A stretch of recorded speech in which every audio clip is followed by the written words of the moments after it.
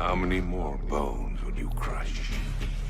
How many lives will you destroy in pursuit of what you call justice?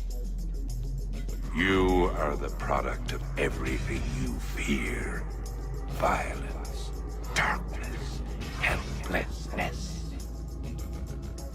All that remains is for you to watch as I drag your beloved Gotham into oblivion. Yes mate, it's that time of year again. The spooky season is upon us. Halloween in Gotham City must be an absolute nightmare. Not only is the calendar man extremely likely to strike, but the whole holiday is the perfect setup for Batman's most terrifying nemesis, the Scarecrow. Last year we witnessed some classic stories about my favourite spooky supervillain, including his very first clashes with Batman and Robin. And now we've got another scary story, starring this master of fear and his literal campaign of terror from the aptly named Batman Haunted Night. This story is simply named Fears. The very first narration box of this book brings our attention to a spectacular parallel between Batman and Scarecrow. Both use their very costumes as weapons to instill fear in their victims.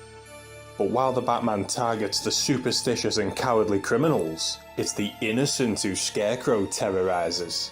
It's Halloween weekend in Gotham City, and Scarecrow is already on the loose. Batman isn't wasting any time either though mate. He's already tracked down some of Crane's hired help, and one way or the other, he's gonna get answers. This nursery rhyme singing sicko is too dangerous to be on the loose. The Scarecrow's plan this night is rather simple for such a mastermind. He's been blowing up power stations around Gotham so he and his men can pillage the night away under cover of darkness. But the night belongs to the Batman.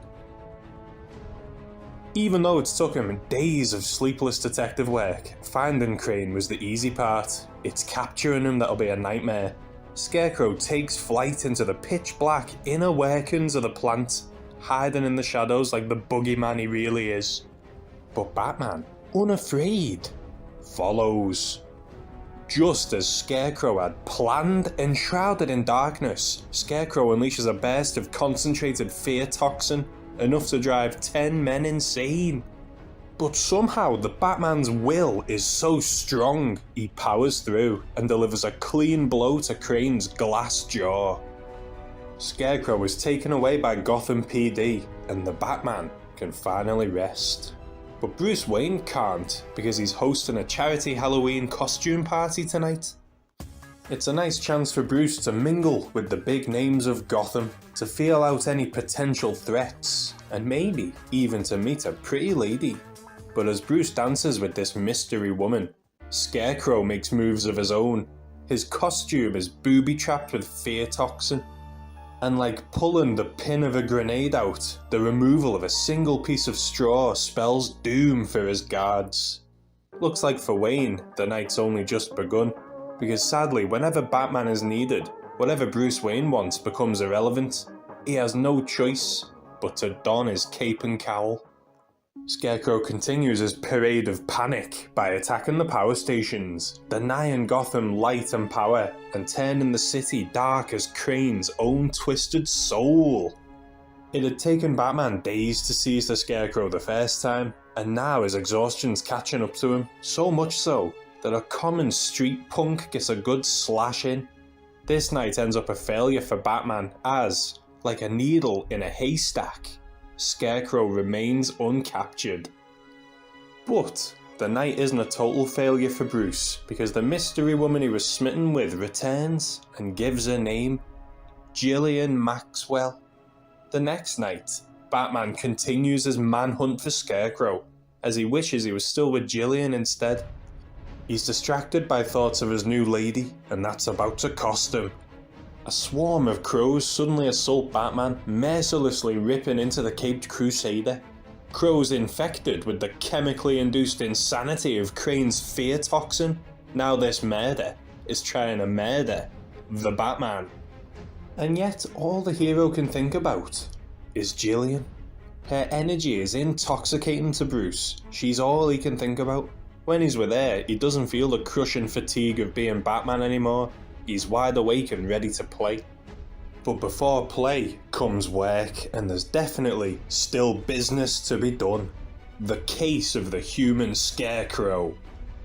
Crane's pets return home with their prize, the torn off symbol of the Batman. But they brought along more of the Dark Knight than Crane hoped they would. Dr. Crane is as cheeky as he is chilling, but Batman doesn't find him funny. Look at this bit. Professor Crane isn't here right now, but if you'd like to make an appointment... Batman punches Crane through the window, but the sick and sadistic Scarecrow finds a way to get pleasure from this pain, still singing his childhood classics. He dashes into the Gotham Park hedge maze, losing himself in the brush, and Christ, does every landmark in Gotham need an edgy backstory. Scarecrow is again in the wind, but Batman's got more prickling matters. He's cut open by thorns, with essence of fear toxin. Alone in the maze, here come the crows. Back home, Alfred is becoming suspicious of Bruce's new beau. He employs the Batcomputer databases as his master returns, but inside the Batmobile, Alfred finds his greatest fear. Bruce, battered, bloody and overdosing on fear toxin. Alfred's gotta act fast. Bruce's mind slips into a fantasy as his body fights the poisons, reliving his chase with Crane with a subconscious twist. Deep down, Bruce knows he can't be with Gillian and be the Batman. He's got a choice to make. And when Bruce reawakens to Gillian at his side, he makes his choice by ignoring the bat signal. Whatever the problem is, Gotham PD are on their own. The Scarecrow has struck again. He wants $100,000 or he kidnaps a city official, and now there's no Batman to stop him. Jim Gordon tries to stop Crane, but the city official that Scarecrow wants captured? Jim Gordon. Hickory dickory dock. The mouse ran up the clock. Gotham City is down its two best defenders. Bruce and Gillian intend to leave the city at midnight for a trip around the world, and Alfred's warnings and offering of what the Batcomputer pulled on her don't sway Bruce. But what does is the perverted bat signal shining in the Gotham sky. A taunt, a threat, a challenge. Scarecrow's creepy nursery rhyme habit leads Batman straight to him. Scarecrow has strapped Jim to the hands of the clock tower, and every second the captain gets closer to plummeting. Thankfully though, the Dark Knight returns. Batman is furious that Scarecrow's reign of terror has kept him from his love, from his freedom. The fear toxins told Batman things about himself he'd rather have ignored, but now there's no going back. And Batman puts an end to the nightmare of the Scarecrow.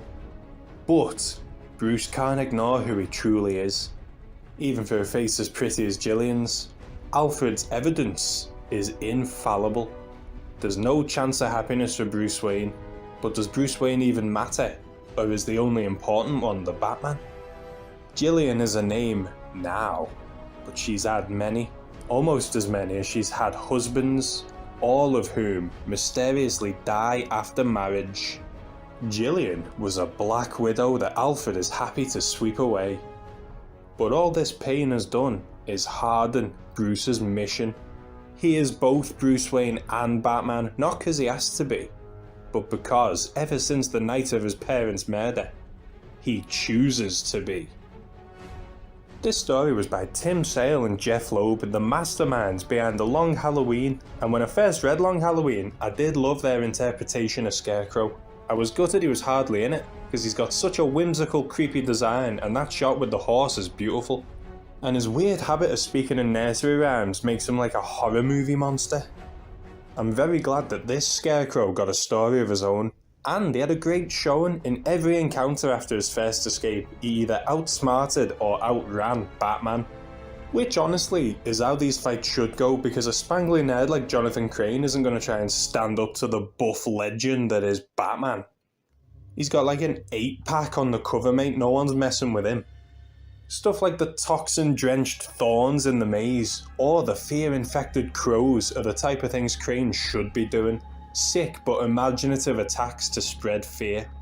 Let's take a minute and talk about the Scarecrow's plan, because I've had to think about it and it was actually pretty cool. His plans were a bit basic on the surface, but he still went about it with that classic theme of fear.